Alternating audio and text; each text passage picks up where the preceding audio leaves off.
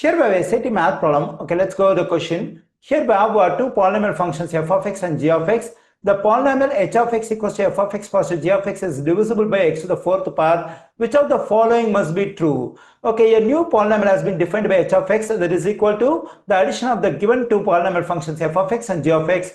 Okay, let me add them. Let me write the two polynomial functions first. That is f of x equals to x to the fifth power, positive a times x to the fourth power, positive b times x to the third power. Let me write the second polynomial function, that is j of x, that is equal to x to the fifth power times s x to the fourth power positive t x to the third power. Okay, now let me add them. When I add them, I'm getting f of x positive j of x on the left side. On the right side, when I add x to the fifth power and x to the fifth power, I'm getting 2 times x to the fifth power. Okay, here the coefficient of x to the fourth power, the coefficient of x to the fourth power are not numbers.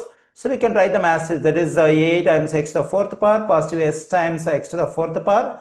So that's the same thing. So here we can write these two terms as it is. It is b times x to the third power, positive t times x to the third power. Okay, now so we can write h of x for this one, f of x positive g of x, because the question clearly says h of x equals to f of x positive g of x. So for this one we can write h of x equals to 2 times x to the fifth power. And here we can factor x to the fourth power out from these two terms.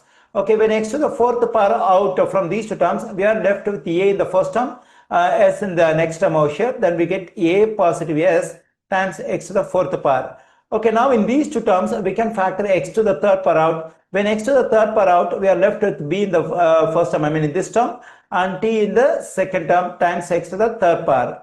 Okay, the question says h of x is divisible by x to the fourth power. So when the polynomial function h of x is divisible by x to the fourth power, then the least exponent of the variable x in this polynomial has to be 4. Okay, so when I consider the polynomial function over here, so the least exponent I get over here is 3. So as I said earlier, so if I want h of x has to be divisible by x to the fourth power, the least exponent of the variable x in this polynomial has to be 4, but here it is 3. So if I want to get rid of this term, so the value of b positive t must be 0. If the value of b positive t is equal to 0, then this term will be no more. In that case, so the least exponent of the variable x in this h of x will be 4, then it will be divisible by x to the fourth power. So if I want this polynomial to be divisible by 4, the value of this b positive t must be equal to 0. We find this stuff exactly in answer choice D. The correct answer choice for this question is D.